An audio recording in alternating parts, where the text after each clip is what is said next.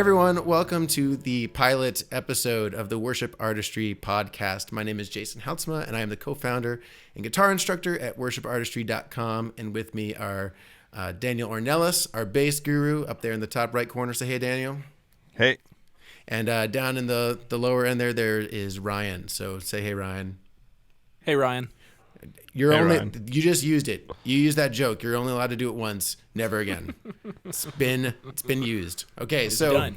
So Ryan is the keyboard instructor, and if you're not familiar with worshipartistry.com, what we do over at the website is we take all the kind of modern worship songs, popular stuff by Hillsong, Chris Tomlin, as well as some independent stuff as well, and we teach them for a 5-piece. So we say, okay, there's 40 tracks on this song, and we're going to break it down into keyboard, acoustic, electric, bass, and drums. And then you'll sound like the record, but you don't need 30 people in your band. So that's what we do, and we teach it really in depth. But one of the things that we've been running into is that we want to teach people what to play. It's very technical over there. It's very, put your hand here, strum this to sound like the record. And we go through all that. But the real artistry part, I think, is for musicians is to actually learn how to think about things. And so that's what this podcast is about. It's kind of stepping out into some other areas. And so this is the pilot episode. We're going to see how it goes, and hopefully we'll learn from it and get better and better as we go. Very how you guys Welcome, doing? everybody. Yep. Yeah, it's awesome. Yeah, it's cool. Yeah, it's awesome. Welcome, we have everyone. a ton of people here with us, which is rad. How are you guys doing, Ryan and Daniel? Yeah, I'm doing real good. Are you guys nervous? You want backgrounds from who we are, or do you want to just keep rolling? I think we can kind of get to that as we go. We'll kind of bring those in. But are you Perfect. guys nervous at all? No. Good for you. I'm freaking out. Because we normally get to edit ourselves on the videos, and when people see the teaching videos, they don't see the extra 2 hours of just So we'll live. We're live. But all the bloopers. all right. So today we're going to be talking about using tracks in worship. That's going to be the main topic, and I think we all have some pretty different ideas about it. We've all had different experiences. We all come from very different backgrounds. So I think that'll be interesting. But first, we're just going to jump into a couple things for members of Worship Artistry, just to kind of update what's going on. One thing that's been pretty sweet is we're giving away a Thalia capo. I don't know if you guys are familiar with Thalia capos. Awesome. They're beautiful, and they're actually sold out right now. If you go to their website, you can't even get them. But you can get them right here. We've got one. Right now. We've got one. Okay. And all you have to do is comment on our Facebook, the post on our Facebook page, which is facebook.com/worshipartistry. And I'm going to give you the link down there for you guys live. And all you have to do is comment, and you can comment anything. But I thought it was kind of cool. Ryan, you weren't here a little earlier, but it was pretty cool the things that people are actually commenting. I expected things like "Go Broncos" or that kind of a thing. Yeah. And instead, everyone's saying really nice things about us. So, for example, we have, I'm going to murder this name, Fidencio, who is just like, you guys have had an impact on me. You've helped me hone in on my gift. I try and steward it well, and worship artistry is a great way to do it. The capo is nice, but I want to thank Worship Artistry for their service. As a new guitarist, step-by-step guidance is priceless. Thank you, guys. That's from Joe. David says, our band is signed up for Worship Artistry, and I'm getting no sleep because of the great tips and lessons. And let me just speak to you really quick, David. I wasn't getting much sleep when we first started Worship Artistry because I was spending a lot of time in the studio. You should sleep. I was getting pretty, if you look at some of those old videos, they're pretty, I can look pretty haggard in a few of them. You look like a zombie. Yeah, a little bit. So, so that's really cool. But the moral of the story is, if you want people to say really nice things to you, you should just offer to let them win something. Perfect. All right. So let's see. Anything else we have going on? We're giving away the Thalia capo. We've got some great songs coming up. We've got Carrie Job's "Hands to the Heavens" lesson is coming out on Friday. Mm-hmm. And today we're releasing "Always More," which is by Brian Johnson, which I don't know if you guys know this. He was on The Voice. Did you know that? Brian Johnson. Yeah, he was on The Voice. And I didn't know that. I don't really watch The Voice, so I didn't know that. But I found it on YouTube. And actually, he sings his first 3 notes. And the Maroon 5 guy, whose name is escaping me at the moment, Adam, right? Adam, Yes. Adam Yes. Levine. Adam Levine hits his button and spins around within like the first 3 notes of the guy singing. So it's a Are we great talking lesson. about the same Brian Johnson from Bethel? No, I think it's a different No, guy. it's a different. It's a That's what I different was guy, wondering. yeah. Yeah. But the one who's on Always More is the one from The Voice, Yeah, that's what I thought. which is pretty Very rad. cool. Okay. So anyway, that's coming out today, and Hands to the Heavens coming out on Friday.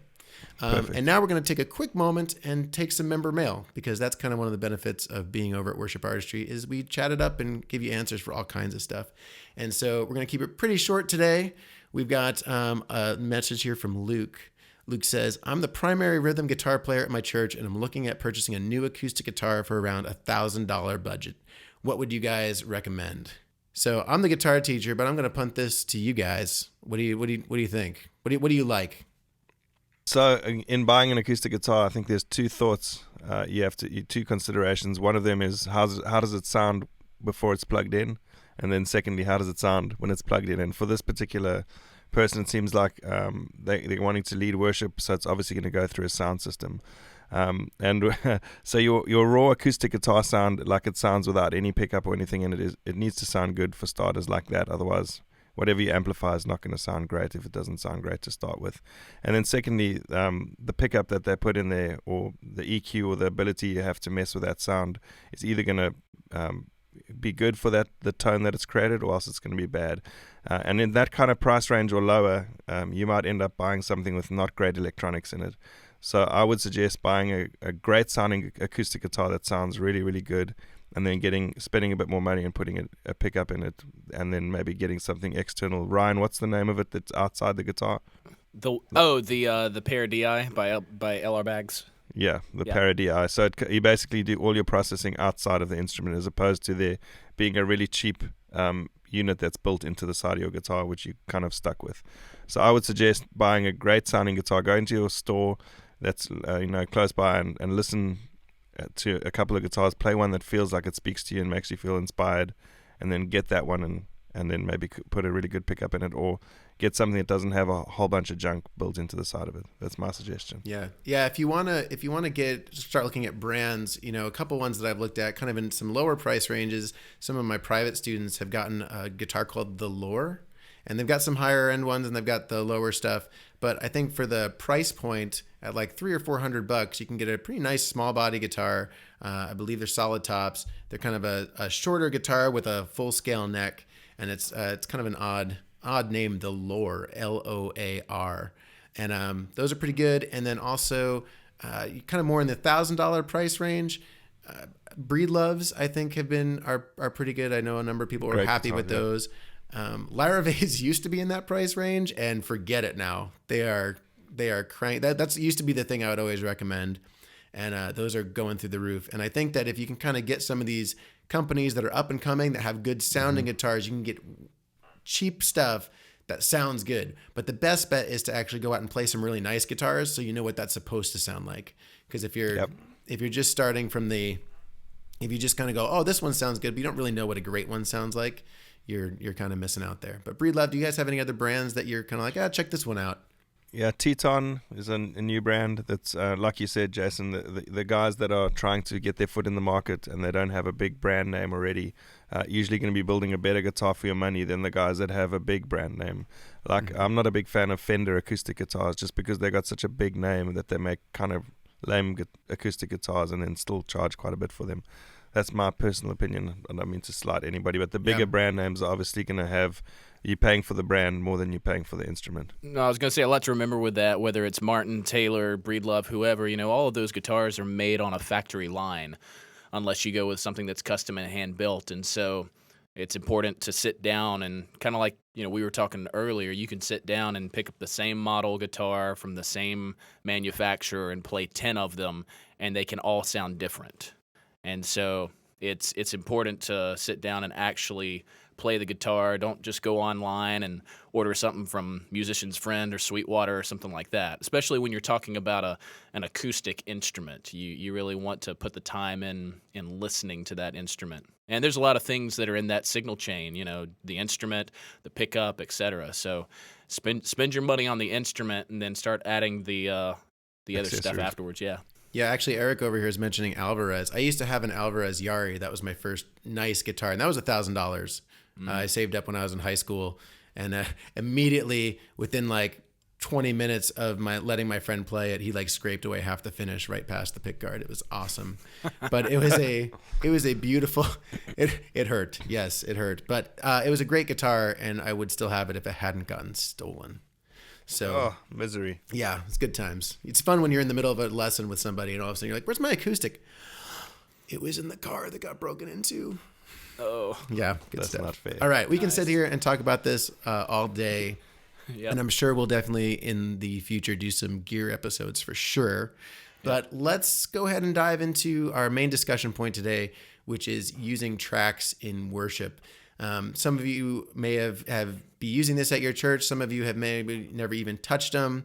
I know we come from all different perspectives on it, and there's a lot of different thoughts on approaching this. So what we're going to discuss in this, we're not going to give you, we're not going to fight and have like hot takes where everybody says outrageous things. We're just going to say, hey, where should you, what are the things that you should pay attention and how should you think about approaching tracks in worship? So Ryan, I'm going to ask you first because you probably had the most experience with it. Maybe you could just start out by explaining what tracks are. Yeah, well, tracks, as most people know them today, are any kind of supplemental things that you use from the actual record or the album in live worship. And so that can be tracks. It's also known as stems. Stems is the recording term for it. And so when an artist or a recording studio records an album, they record all these separate tracks called multi-tracks. And then whenever they want to kick this stuff out to somebody else, they'll kick out what they call the stems. And so those stems can either be the individual tracks themselves, the separate acoustic, all the separate electric guitar parts, bass, drums, keys, etc. Or sometimes they can comp those together depending on what they're going for. And so stems and tracks are kind of interchangeable. And then as far as just what people are using them today is to basically just sound like the album. And so when you go and you listen to Hillsong or Chris Tomlin or something like that, you can go to a company like multitracks.com or Loop Community or someplace like that, and you can purchase the actual multitrack from the album and sound just like the record. And so there are obviously pros and cons that we're going to discuss about that, but that's kind of the gist of what tracks are.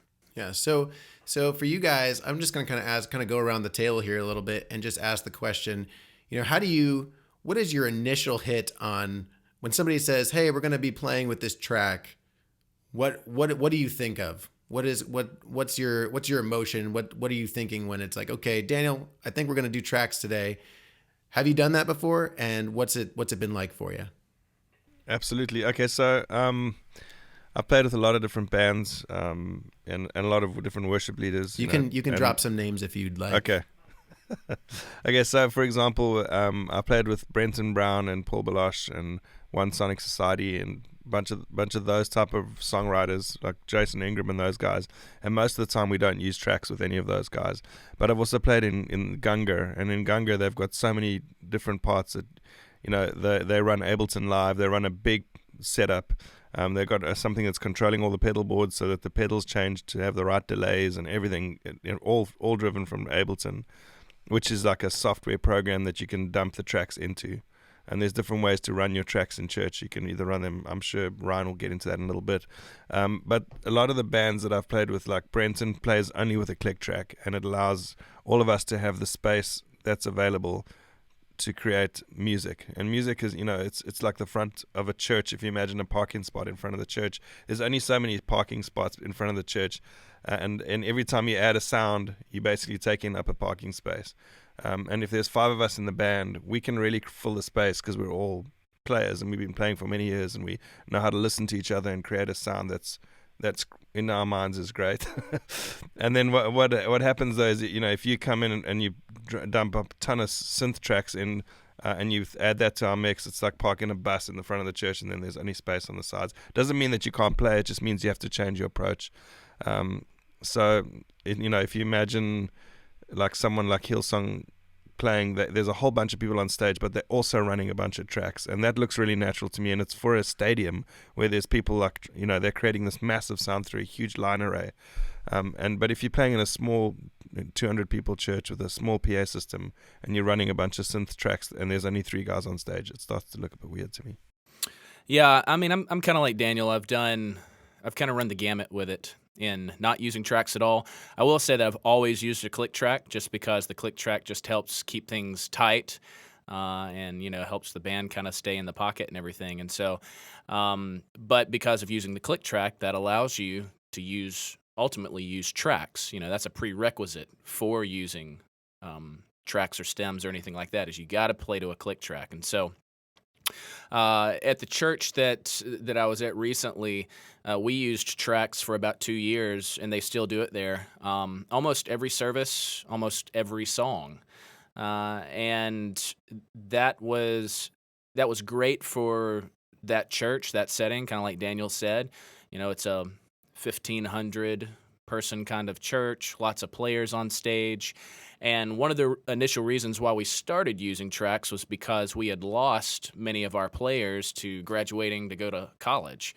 All of our electric guitar players were high school seniors. They graduated and moved off, and we didn't have any other guitar players in the pocket waiting, and we didn't really want to go the route of having to employ or contract outside musicians, because we want those musicians to have buy-in to the church and not it just be a gig, And so, so we decided, okay, after about a season of 2 or 3 months of doing kind of the acoustic unplugged thing, we started using the tracks, and it was great. We were able to actually kick in these electric guitar parts that we didn't have on stage. We still had a lot of players on stage, so it didn't look weird.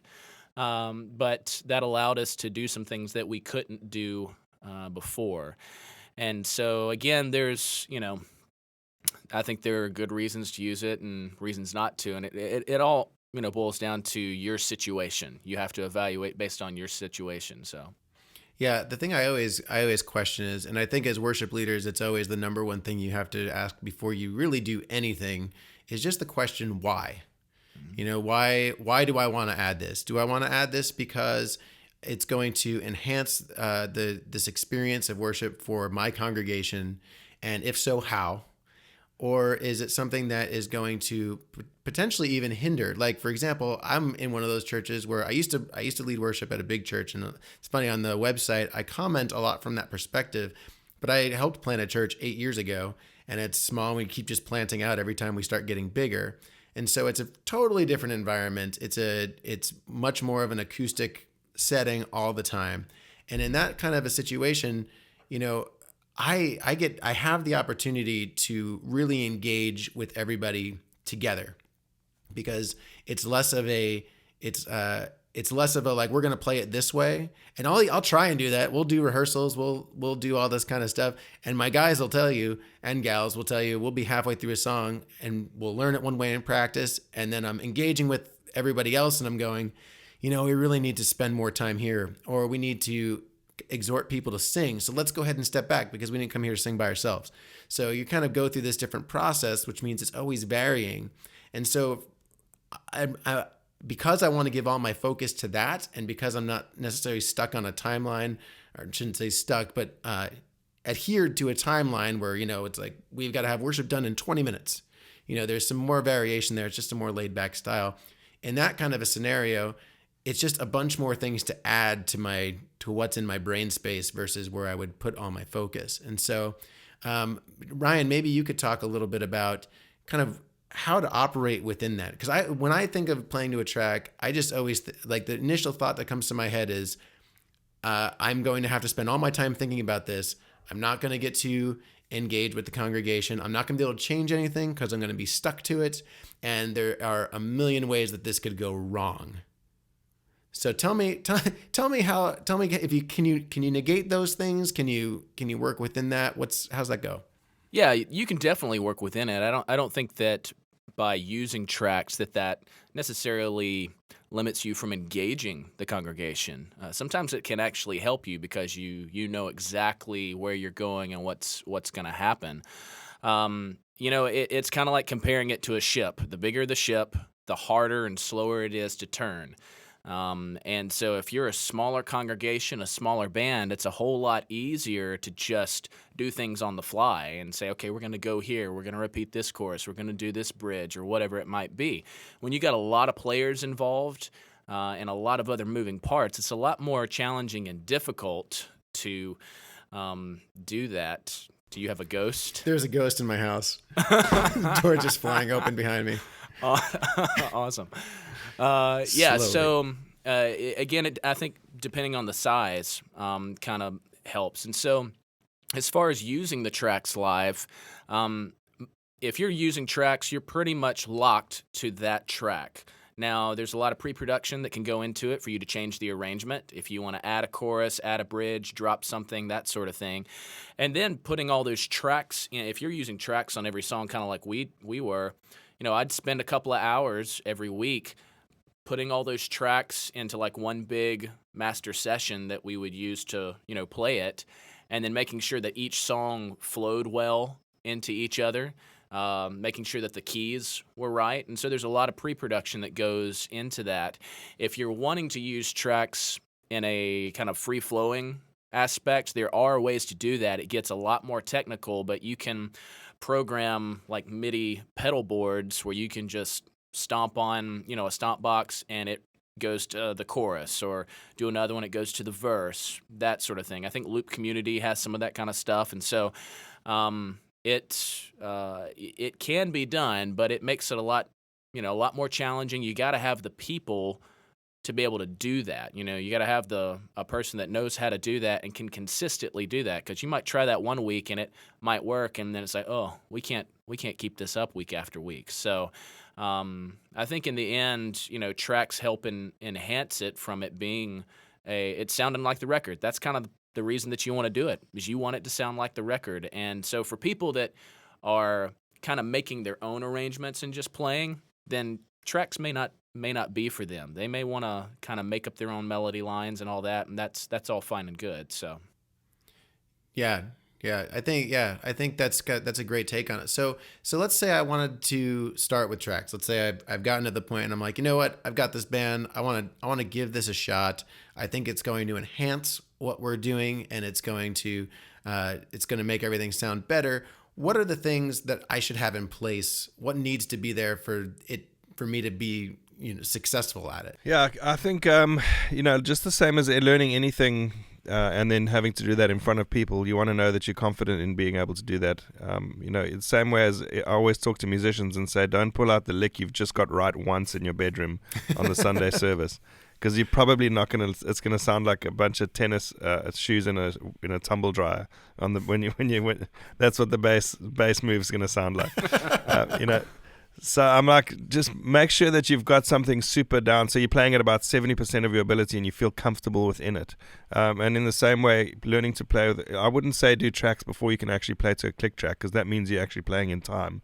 Because if you're trying to play to tracks and you can't even play, your drummer can't keep to the click track, it's just going to sound really, really messy. Yeah.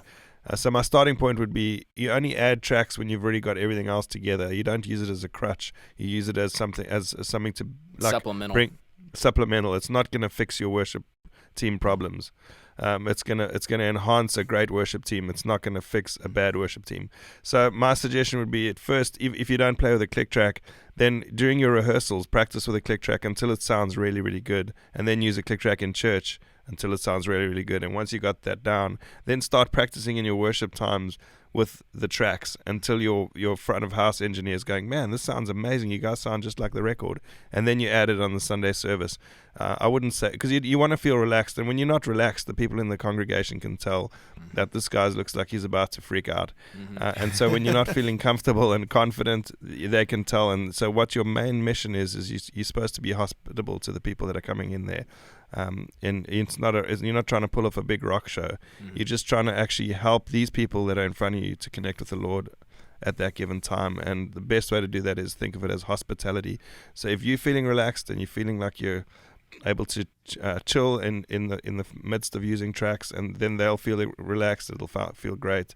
That would be what I would think on that. Ryan, what kind of equipment do you think, in terms of what needs to be your baseline? So if you've got click tracks, I mean, right off the bat, you need to have in-ear monitors, right? Like that's step number one. Yeah, if you're going to be using tracks, you definitely have to have some form of in-ear monitors, whether that's using a personal monitoring system like Avium or Behringer or any number of those in-ear guys. Or I mean, even if it's something coming off of your house console where everybody has a wireless ear pack or something, you have to be able to listen in ear because you have a click track, and you can't pipe that through the monitors. You don't you don't want tink tink tink tink going while Verse 2, 3, yeah, 4. exactly. Yeah, that's really going to help people worship. And so that's kind of the starting place. You got to have that, and then you got to have the musicians that can play to it. Now, some places, may try to just have the drummer on it and nobody else. And that can work, but sometimes, a lot of these songs, the drums aren't even playing. It may be like a delayed, lead acoustic or lead guitar kind of thing, or maybe it's a keyboard thing. And so those kind of songs, really everybody needs to be on the click track to do that. So you have to have in-ears, you got to have something to play the tracks off of. So whether that's a laptop or, Multitracks allows you to do their playback system on an iPad. And so it's got to be something that you can play through that's powerful enough to run those tracks. And then, you got to have some kind of interface. You got to decide, okay, are you running a stereo track with the click on one side and everything else on the right or on the other side? Or are you tracking that out where you have separate stuff where you combine all that? So there's a lot to think about. But yeah, bare minimum, you got to have in-ears for everybody to listen to, something to run the tracks off of. And I mean, you can even come out of the little headphone jack on your laptop or your iPad into a stereo DI box if you want to. But at minimum, you got to have 2 tracks, one for click and one for the rest of the stuff that you're gonna be listening to. So great. Well, yeah. So I think if we kind of circle back to it, I think as we basically said in the beginning, there are some great reasons to use tracks, and there's also some great reasons to not use them. And so you really have to look at your community, who's a part of it, what do they need, and if the answer is, hey, we need to start off right off the bat and make sure that they know what that song is from the very moment we start playing, because they recognize this guitar riff, and if they don't have that guitar riff, they're going to be lost. That might be a great place to be. And then also the other thing is you have to have some budget for it, right? I mean, I think that's also a big part. It can be expensive, It can be anywhere from $10 a track kind of thing if it's a split track, meaning click on one side and everything else down the other side, to going to multitracks.com and buying the full multitrack of one song for basically $40. And so it can get expensive. I mean, I can remember a time where I purchased all the tracks for one Sunday, and I spent $200 for that Sunday. And fortunately, I was at a church that had budget to do that. But man, small churches they don't have that. So, so you really have to consider that kind of stuff. If you don't want to go the full, like Multitracks, they provide the stuff from the actual albums, the stems and recording, from the real original recordings. You can go to Loop Community and buy community-based tracks that people have created to sound like it for a little bit less, and so you can save some money there if you want to. So there are some options, but yeah, it does cost money, so you have to factor that in. Well, guys, I think that's fantastic. I think we've kind of unpacked that as much as we can, kind of in this topic. We've got a ton of topics coming up as well, which we'll talk about in a second. But I am noticing that there's a lot of people asking questions over in the chat section. So you guys up for answering a few questions and just come on, people that are here? Let's do it. All these people made a nice attempt to show up. We should at least talk to them, right? So here's a great question. So from Josh Doremus, how do you guys handle transitions when you're using tracks? I mean, for me, I kind of come from the school of thought, especially again because I had a large group of musicians, large church in front of me, and just rehearsing those transitions. I can remember on Saturday nights I would go up and I would play through every single song, and I would play through the transition that I would play. I would even, being the worship leader, I would practice what I was going to say. Even if I was praying, I would pray and just kind of practice that because a lot of people, they get kind of freaked out when they hear their own voice. And so I think preparation is just key. So whenever you're using tracks, you have to plan those in, even down to the timing of when one song kind of finishes and the next song starts. Even a couple of seconds off could either seem too fast or too slow. So it takes a lot of thought in using tracks and, practicing those transitions, making sure that they feel good. How do you cross-train a musician to play another instrument and have them feel confident quickly without them being burned out playing all the time? That's amazing. Yeah. Like cross training, it's like, how do you double cross your bass player to triple cross? No, I'm just kidding. Cross training sounds like some kind of like he's going to do a triathlon. CrossFit, yeah. He's going to play bass. It's interesting because you talk about cross training musician, and I actually wrote a blog a few months ago on David Santa Stevens' blog. I wrote an article there, and we actually are going to do a whole podcast at some point just on how to avoid burning out playing worship. But one of the big things about that, I think, is keeping people in their gifts so that it's joyful for them to take part in it. So I think it's huge for people. If somebody's sitting there going, man, I really want the opportunity to I've been playing guitar and I could cover bass, and you say to them like, hey, could you play bass every once in a while? And they're like, yes, I'm excited about it. It's one thing, but a lot of times what happens is you ask somebody, hey, would you be willing to do this? And they're like, yeah, sure. And then it's like, all right, you're scheduled every week for the next 6 months, and you've gone from being a guitar player to a bass player because there's not that many bass players, which is why, once again, worship artistry, that's what we do. We train bass players. Come on, guys. Come on. Daniel would love to teach you, and he uses all his little South African. Come on, man. South African, hey? What you really want to do is, if I want you drummers that want to learn how to play a melodic instrument to jump in and learn how to play bass, much more than I want guitar players to play bass. Yep. I prefer people that understand rhythm and they're going to learn their way around on the neck than someone that flies around on the neck with lead breaks and doesn't know anything about rhythm. You don't like finger tapping on your worship team? What are you talking about? But anyway, that's the one thing that I would watch out for with the burnout stuff. What do you think, Daniel? Yeah, I think I actually play bass for a bunch of different churches here in Nashville, and the thing about there's obviously certain pain points about why you're feeling burned out. What is it that's causing you to be burned out? Is it because you're playing too much? Is it because you don't like how long the practices are? Is it because the person that's in charge of those practices feels really bossy and seems like that? If you create a fun environment and people feel like they're going to be part of a community and you go and hang out together and you do stuff that's fun together and you're being pastored and you're being looked after in your life, and then the fact that you play bass for them is also just a byproduct of the fact that you're in this community. I think it's much easier to get people to not get burned out because they feel like they're being invested in. It's a lot more pastoral than it is about the actual instrumentation, I think. So then if you're a worship leader and you're trying to get your team to not be burned out, think about doing other things with them together and looking after them, ask them how they're doing in their personal life. All those type of things are more pastoral. Someone once said to me at a worship conference at CMS, they said to me, how do I get my drummer to play softer? I said, you take him for coffee and ask him how he's doing in his life. And the reality is if he knows that you care about him, then he's going to be willing to help you by playing softer because he wants to serve you and he wants to be part of your vibe there. So I think it's and just the burnout can be from different things. If you can identify what the burnout's from, why you don't like it. If it's like, man, I just don't enjoy this instrument, then rather just bounce and say, hey, I don't want to do this anymore because I'm not a big fan of the bouzouki. Love the bouzouki. Yeah, that's my thoughts on that, I guess.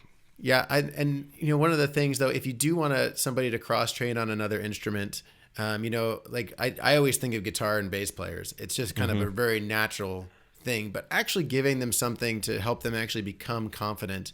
I mean, I've been playing guitar for, 20 years now, something like that. And I still, if I was going to play bass on a song, I would go and look up Daniel's video and to try and find out what to do, because I know to hit the right note, but I don't know necessarily how to groove with the drum and the kick drum and everything. And so I think providing tools for people to actually learn stuff rather than just kind of like, hey, just hit the root note on one, man, and go.